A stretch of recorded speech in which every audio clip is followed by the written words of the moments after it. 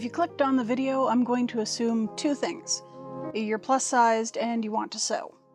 Welcome to hell. No, not really. Like everything else in this universe, it gets better with practice. And there's also the other option. You're here because you want something to listen to while doing household chores or driving. Hi, I see you. I'm usually floored when I get comments assuming that I'm good at sewing. I am not good at sewing. I'm passable. I've just been practicing more. I'm also good at reading instructions. Basically, if you can follow a recipe, you should be able to sew. Baking requires following instructions, knowing when to not follow instructions, standing for long periods of time when you'd rather be sitting, and often having surprising results. Sewing isn't much different. Often, if you do it right, people will use the word tasty to describe both outcomes. Still can't persuade you to take up a nice simple hobby like knitting? Who am I kidding? It took me the better part of 25 years to figure out knitting, much to my grandmother's dismay. Here goes. 10 of my top tips for starting plus-size sewing. Obvious disclaimer, I may think of more top tips and then we'll be into series territory, so let's go. Number 1, find something you want to make. I would apply this advice to any hobby you want to learn. I know that with knitting, the first things most folks are taught to make are scarves. I didn't say that's what they wanted to learn to make. Few people start knitting with the goal of making a scarf. Most want sweaters, or socks, or ornate shawls. The simple beginner scarf, frankly, sucks. It wasn't until I found a project I really wanted to make that I actually buckled down and figured out the directions to learn what I needed to know to make that thing. When I had my barely one semester of home economics back in grade 7 or grade 8, the first project was a pencil case. This is, of course, after you'd traced lines of stitching using a sewing machine and a piece of paper. If you could follow a line of pre-traced stitches, you were capable of sewing, apparently. The pencil case could have something appliqued on it or some other decoration. It definitely involved a zipper. If you could handle that, you went on to make a pillow. And if you did well at the pillow, a stuffed toy. My pencil case finally gave up the ghost sometime during our last move. The zipper finally stopped moving. My pillow was overstuffed and disappeared sometime after I made it, and I never got to stuffed toy territory, and I'm still a little bitter over it. I didn't sew again until years later when I wanted to sew fantasy clothes. I made a skirt with my mother's help, a couple of tops on my own, and then a few underbust corsets. And then knitting came along and I put up my sewing machine for about 10 to 15 years until I started sewing on YouTube. This was going to be a knitting channel. It still might be. I might be 3 balls of yarn in a trench coat. I'm of the opinion one should have a variety of hobby experience to draw upon because they're all interrelated in some way, shape, or form. You can make fantastic autumn clothing, but are you truly warm without a sweater? Or socks? Why not hand knit those? Obviously not all your socks. There's still a use case for the store-bought sock, but I'm a huge fan of Mary Jane shoes with hand knit socks, usually in fall and winter. So figure out what's inspiring you to spend hours ironing fabric or sitting at a sewing machine or taking up all the space in your dining room table when you need to feed the family in 20 minutes. Because if you don't have a goal, you'll just forget about it. The sewing machine will take up space and eventually someone, maybe even you, will decide they've had enough, pack it back up and stow it back in the storage room. Or you'll do something silly and take up quilting. Okay, number 2 step, measure yourself. Seriously, let's rip the band-aid off right now. Measure yourself. There are some pretty good videos out there demonstrating how. Let me guess, knowing how much size you take up in the world is triggering. It makes you feel bad. You don't want to do it because it means confronting the fact that you're not average or normal. This is going to sound mean, but as the Disney song says, let it go. Get over yourself. They're just numbers. And let's face it, nobody's normal, even the skinny folks. Are there instructions out there teaching you how to make simple clothes using things like a piece of string you never have to measure? Sure. You can even learn a bit about making clothing without a pattern from the methods used by Charlie of the Stitchery. But that's not going to help you when you're trying to figure out what size pattern you need to print out for the cute cashmerette Upton dress that inspired you to start sewing. Because of a fashion industry that really loves making clothing for one specific size range, mostly because it means they spend less time and money making variety, we've been taught to see anything above a very small set of measurements as bad. Again, they're not bad. They're just numbers. Numbers don't moralize about weight loss and weight gain or differences in size. People do. People weaponize numbers. Your issue isn't with numbers, it's with people. If you want to make clothing to fit your plus-size body, you need to start approaching it from a position of body neutrality.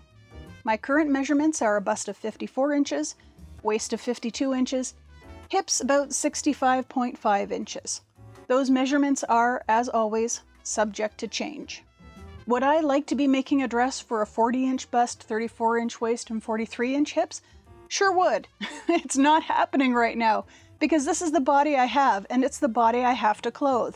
For the most part, that's possible with the right patterns, and I'm allowed to shop around a little to find out what works for me.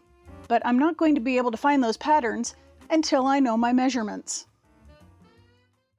3. Look at patterns. So now you know the dimensions you need to cover, let's look at patterns. I have a whole video dedicated to this. Most of the pattern companies cover up to a 60-inch hip, which is considered quite size inclusive. Would I like more size inclusivity? Yes, always yes, but it's a good start. If you didn't already have some garment sewing goals, you'll probably find some during this expedition. If the designers have models around your size, check out how things drape or hang, because that may be how they look on you. Obviously, every body is different, but I'm pretty sure you're going to find some excellent things to inspire you on your pattern safari. Use your measurements to make sure the things you like are available in your sizes. If you like things like shirts or shirt dresses, look for things like the overbust size and the hip size.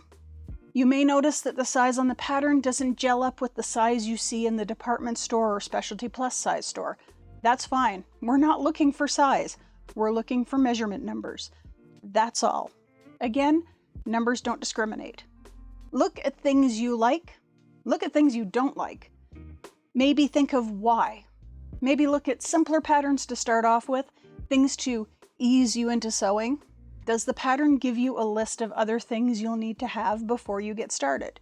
Sometimes the designer will mention techniques you need to know. This is a good time to learn them. 4. Source your tools. While you could probably do a lot with old bed sheets and a needle and thread, you'll probably want to use a sewing machine, and fabric, and thread, and scissors. If you're at the point where you want to start sewing, you've probably watched a couple of how to sew videos, or more. If you don't have a sewing machine, ask your family. Look at online thrift, swap, and resellers. Check your local thrift, swap, and reseller markets. As pretty as they are, you probably don't want something specifically for the vintage or antique market. At least not yet. I'm talking pre-1970s here. There are folks who swear by these machines, but finding service and parts for them can become iffy and pricey. I have a 1970s era Kenmore that I think was my grandmother's and was given to me by my mother. I also have a Pfaff Tiptronic from the Husby's family that I think dates from the 1990s. Both are good, solid machines that need very little maintenance to keep in working shape. Both came with their manuals and their accessories. Wherever possible, try to obtain these things. It's much easier to install zippers if you have the zipper foot that came with your machine. Or maybe your machine came with a walking foot. That'll help move your fabric along. You can buy additional feet and adapters that will allow you to use a wider variety of stuff, but having the actual original parts is always a good place to start, particularly if your machine uses very specific parts custom made for that brand or model. You can buy generic bells and whistles later once you're familiar with your machine and know what to look for. I say this because the parts for my Kenmore and my Pfaff are not interchangeable.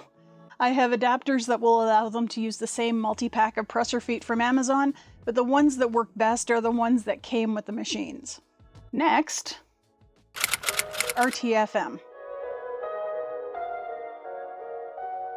Read the freaking manual. Or at least that's the slightly less profane way of saying it. Read over your sewing machine manual.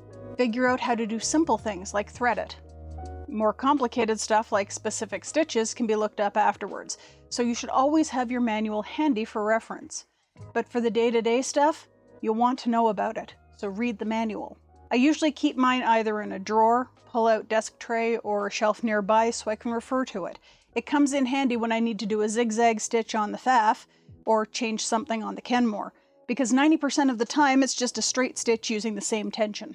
While we're talking about reading the effing manual, read your pattern instructions too. If you're at that stage, of course. Either way, it's a good habit to get into, reading your pattern instructions before you get started. That way you can confirm you have your fabric, your notions, you've printed or had printed or projected the right size. Sometimes there's fit adjustment instructions, such as how or when to do a full bust or belly adjustment. Take note of that for later. You also don't get as blindsided by pattern instructions that way. You can look up any terms or vocabulary that feel unfamiliar. So you might be aware that ease is the amount of extra fabric around a body part, but not that it's also a sewing technique to bring together two pieces of fabric that are slightly different sizes or lengths. Being able to look up things you're not familiar with in advance goes a long way to building your confidence as a sewist. Practice makes better. Make simple things. You may be the kind to dive in head first just because there's a swimming hole sign. Others need to ease in to be sure they don't bonk their head on the rock everyone else has been sitting on. So practice with small things. Make box bags for your other hobby projects out of fat quarters. Great for getting familiar with measuring things, sewing in a straight line, and installing zippers. And for carrying around knit socks in progress, or for keeping your tatting stuff all in one place. Ask me how I know. Make a hoosif, or housewife, basically a sewing kit. You can also make roll-up bags to put knitting needles into. If you're a cross-stitcher or an embroidery enthusiast, you can also decorate the surfaces. My grandmother was always making small things like this and donating them to the church craft sales. Remember, if you don't need something, someone else might.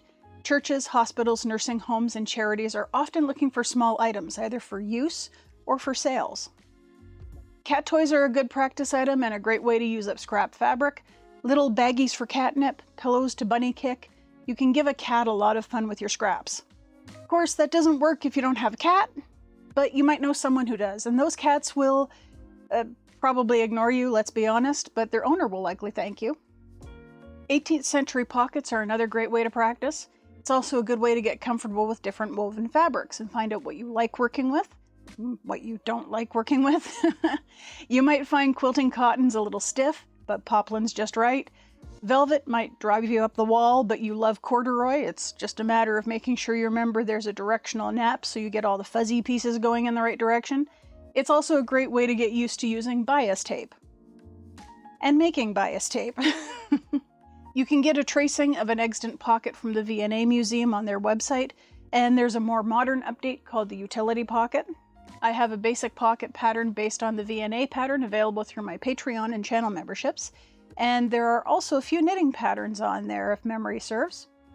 That is, of course, if all the wonderful folks in my community aren't enough of a draw for you. I know that they help keep me going, both on their respective websites, Patreon, etc., as well as in my Discord. If that's not your thing, that's great. I'd just like to thank you for watching this video and hopefully staying to the end because we have even more tips to get to.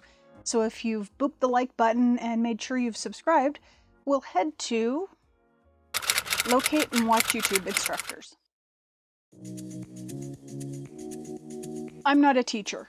There was a time when I aspired to be a music teacher, but teaching piano for a year and doing university piano auditions helped me change my mind really quick. There are, however, lots of YouTube sewing teachers. Evelyn Wood is one of the best and particularly useful if you're into vintage sewing. I might have mispronounced her name. It might be Evelyn, but I think it's Evelyn. So Anastasia also has a lot of good basic to intermediate information ranging from pattern hacking to adjustments and more. Cornelius Quiring is also quite good, particularly if you need a male perspective or the point of view of somebody who has their own body issues to account for in their sewing. Once you've made a few very basic things and need to look at intermediate to advanced pattern manipulation, Jay Stern is one of my favorites.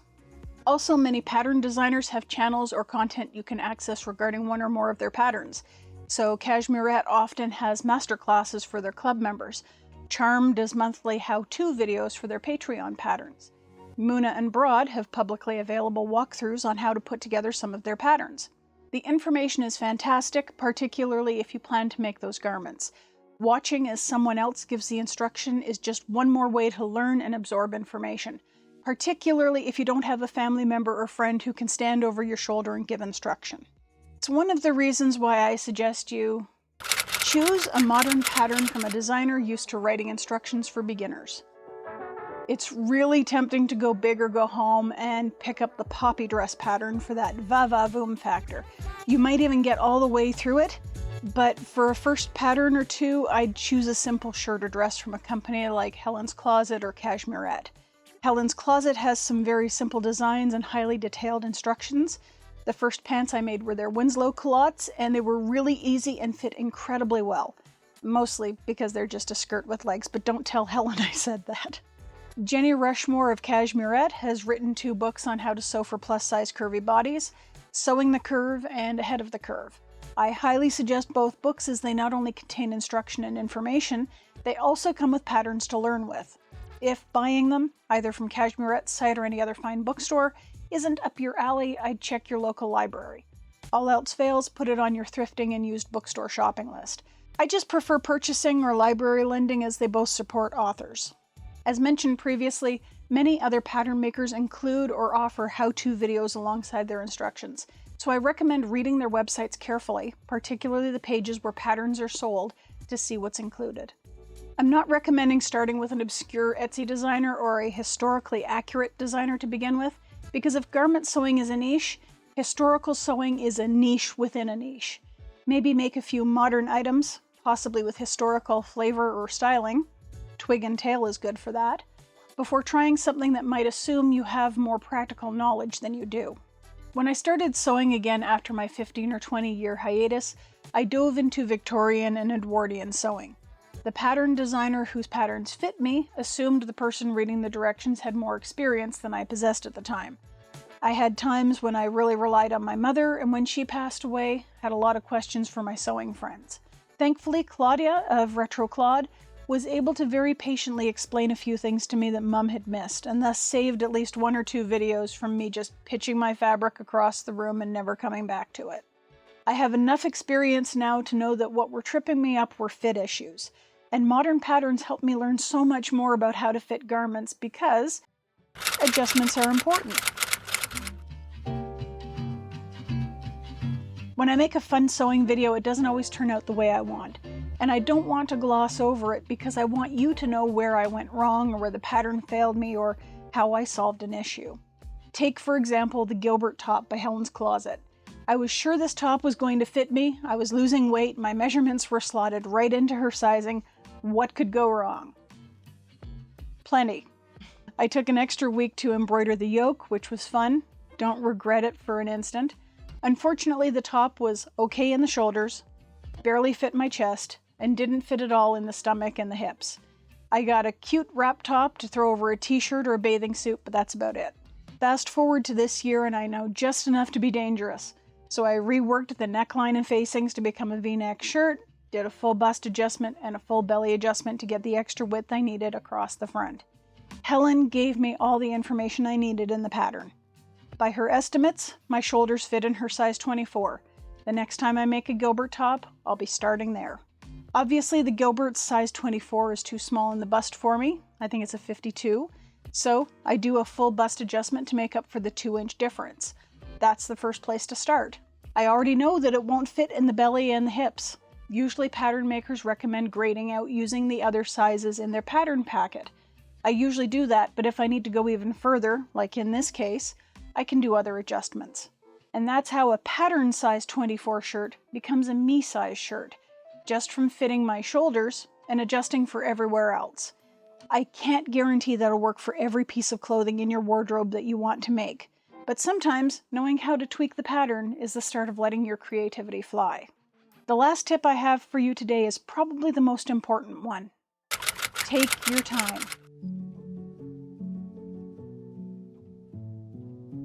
I know what it's like to learn a new skill. It takes over everything. I learned chainmail and I lost a lot of sleep making sure almost every man in my family got a tie tack with a decorative chain that year for Christmas. I learned knitting and started making socks for the family elders for Yule. I try to limit my sewing to myself and the husbeast, and because of the channel, I concentrate mostly on myself.